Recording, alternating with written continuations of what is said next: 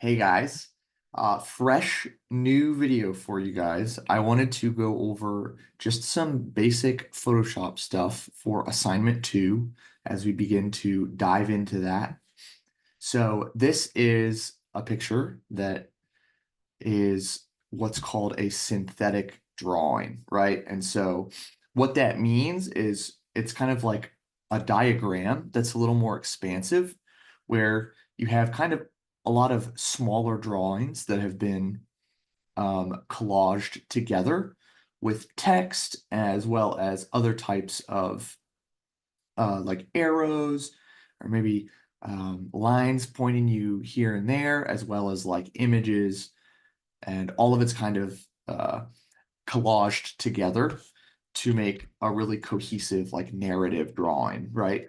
And so what I'm going to do is kind of show you the basics you need to start to recreate something like this. Now, this is kind of a pretty sophisticated example, but we're going to start in Photoshop and then kind of work our way into Illustrator in a future video. Um, so just kind of beginning with this, you would want to start to have images that you bring in, right? This is Photoshop. Just before we begin, I like to turn on the show transform controls just for objects that you bring in. It will always kind of give you the option to work with it. And I also wanted to show you guys over here, this button. I know there's been a lot of talk in Rhino about how like my screen doesn't look like your screen. Um, Photoshop should look like my screen. However, there's a lot of customization that you can do. They've essentially set up in Photoshop these different presets for like how you would want to work in something. So like if you're working with photography, it kind of this preset gives you a different set of tools over here, um, as opposed to like 3D, and like some of these buttons kind of get changed around. All right. Doesn't like 3D. So I digress.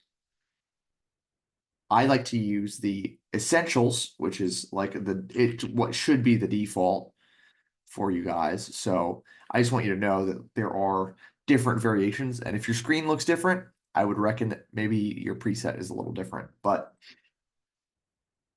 I digress. Photoshop works the same for everybody, regardless of which preset you're in. It's just kind of like where the buttons are, but the hotkeys should still be the same. Okay, now that I've gotten that out of the way, I just wanted to run through just some of the basics again, right? So this is an example file I brought in and I have it locked on a layer. So I'm going to unlock it. Let's say I want a piece of this, or you bring in a file and you're like, I want a piece of one of these objects. What you could do is go ahead and click the object selection tool. And now it doesn't work too well with this particular object, but let's say I want to grab this pig, right? That didn't work. I don't think that works too well. So maybe I'll grab this lady. All right, wonderful. She is selected. And so what I can do is I can hit Control C, Control V, and then I can go to my move tool. And because I've clicked this box that says show transform controls, this gives me it obviously these buttons allow you to kind of scale and resize the image. If you hold shift when you grab one, you can change the actual proportions. But I like to do it because when I click on an object, it actually shows me that what I've selected. So that's not necessarily the intended use of the show transform tools, but I find it to be super helpful. Um, but you might start with images and you'll want to like bring them in. So for example, I just have a couple of example things. Let's say I want to bring in this tree, right?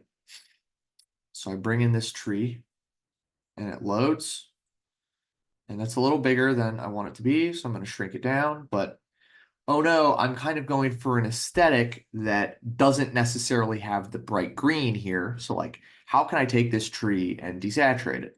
Well, you can literally just select it, go ahead and go to image, adjustments, and you can just go to hue and saturation. And like you can start to really play with these things. Let's say I don't want all of the color gone, but I want to lighten it up a little bit and I want it to be way less green than it is, but maybe just like a hint of green, right?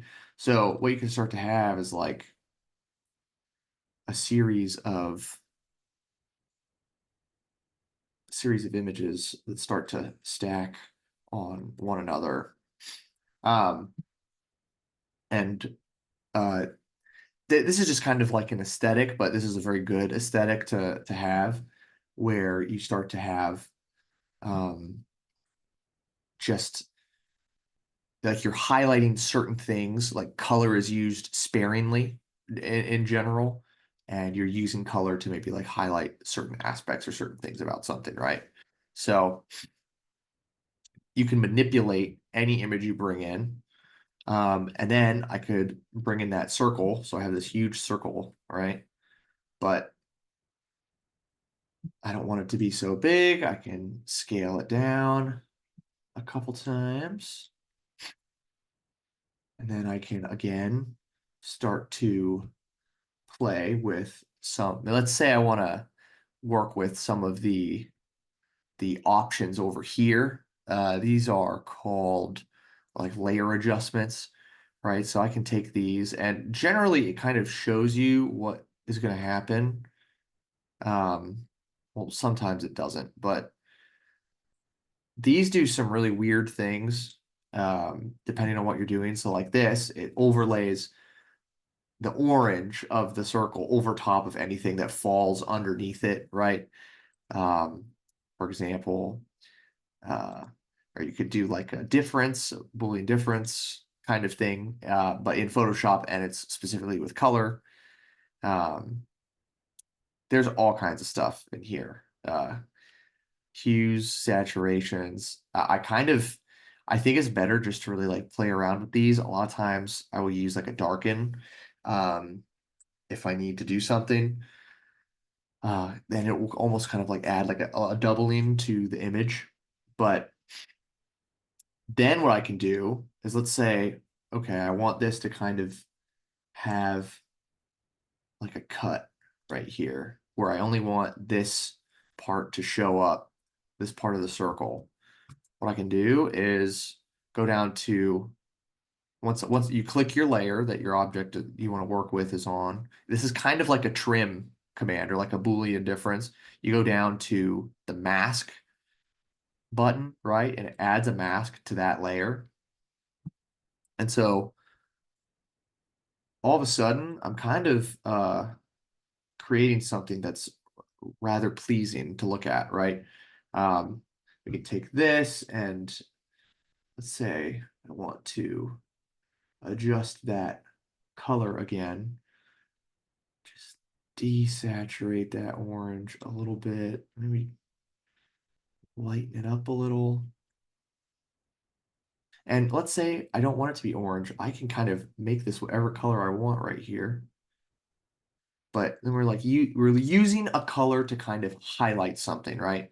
And so we can take this, and then I also, if I wanted to, can take something like a texture, bring this in, and this is essentially just like a picture of a rock, right? But if I want to bring that down,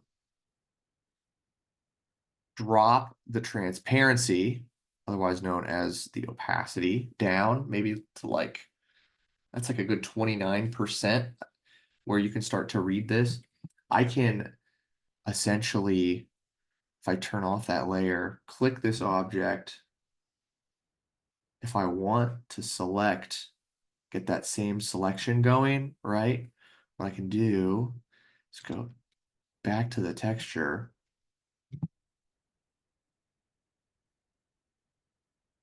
use the lasso tool even, or I like the polygonal.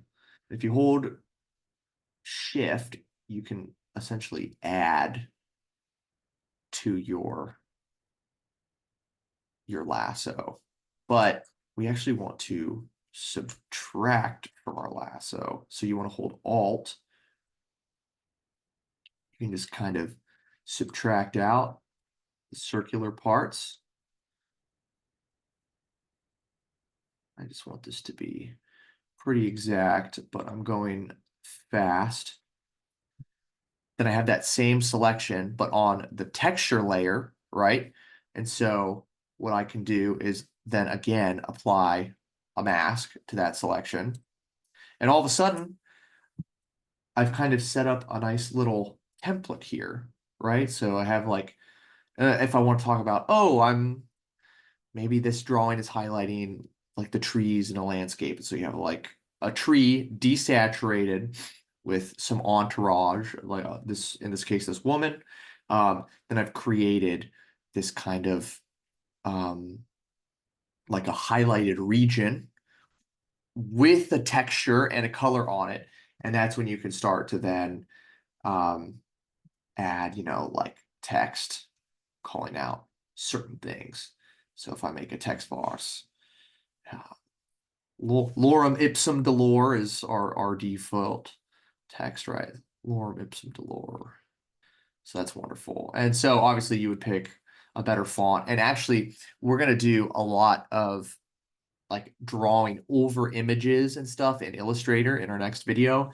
But this is kind of just a start, how like it's quite easy to set up something that actually looks like quite pleasing.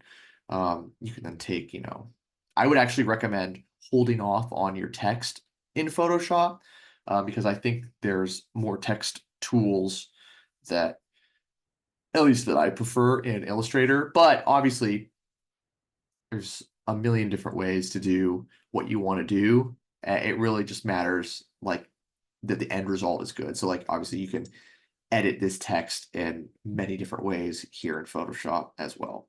But those are just a couple of quick examples that might be helpful for you to start to do something like this. Just a couple of quick tools. Um, yeah, uh, I'll be in on Thursday and we're going to keep going. Thanks, guys.